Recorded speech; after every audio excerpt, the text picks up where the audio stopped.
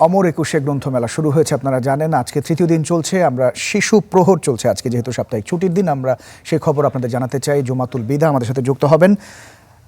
বিদা, এর আগের বুলেটিন আপনার সাথে কথা বলছিলাম এবং বেলা বাড়া শুরু হয়েছে। শিশুদের আনাগোনা কেমন দেখছেন? যদিও সকাল থেকে তো শিশু প্রহর শুরু হয়েছে।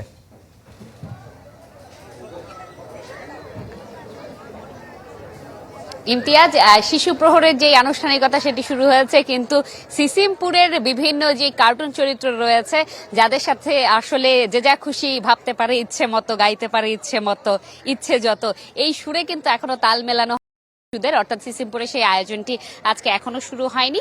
বিকাল 3:30 নাগাদ এটি শুরু হবে এবং তার পরবর্তী 6টায় আরেকবার এটি হবে। এর বাদে বিভিন্ন স্টলে কিন্তু শিশুদের আনাগোনায় একেবারে কলক কাকলিতে আসলে ভরে উঠেছে। শিশুরা নিজেদের পছন্দের বইগুলো আসলে লুফে নিচ্ছে, দেখছে, এবং কেউ কেউ আবার বিজ্ঞের মতো কোনো বইয়ের দোকানে দাঁড়িয়ে নিজে কিন্তু সেখানেও বই পড়ার আবদারটুকু করে নিচ্ছে।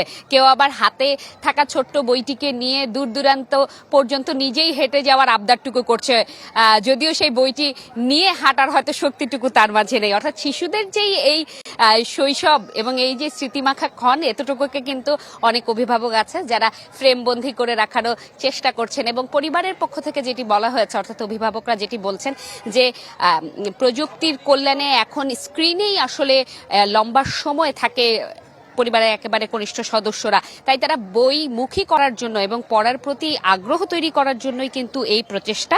এবং তারা চায় যে প্রতি বছর বইমেলাকে কেন্দ্র করে যখন যারা পরিবারের সদস্যরা আসবেন, তখন যাতে বইয়ের প্রতি আগ্রহটুকু এবং পড়ার প্রতি আগ্রহটুকু গড়ে ওঠে। শুধু তাই নয়, পরিবারের পক্ষ থেকে আরেকটি কথা বলা হয়েছে, শুধুমাত্র নিজেরা কাজে ব্যস্ত থেকে শিশু বই পড়বে এই প্রত্যাশাটুকু না করে, পরিবারের অভিভাবক এবং শিশু উভয়ই যাতে বইয়ের পাতায় নিজেদের শিল্প সংস্কৃতি, অসাম্প্রদায়িক বাংলাদেশের বিনির্মাণের যেই চেতনা, মুক্তিযুদ্ধের চেতনা, সবকিছুকে যাতে তুলে ধরতে পারে, জানতে পারে, বুঝতে পারে, সেই প্রত্যাশাটুকু করেছে। এর জন্য বই পড়ার কোনো বিকল্প নেই, সেটিও বলেছে।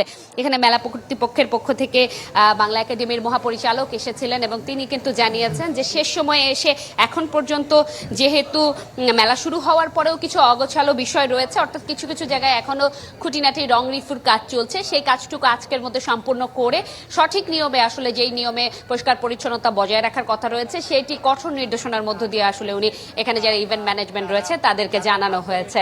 ইমতিয়াজ, এই ছিল আমার কাছে এখান থেকে সর্বশেষ। ধন্যবাদ জুমাতুল বিদাকে। অমর একুশে বই মেলার সবশেষ পরিস্থিতি তিনি আমাদের জানাচ্ছিলেন।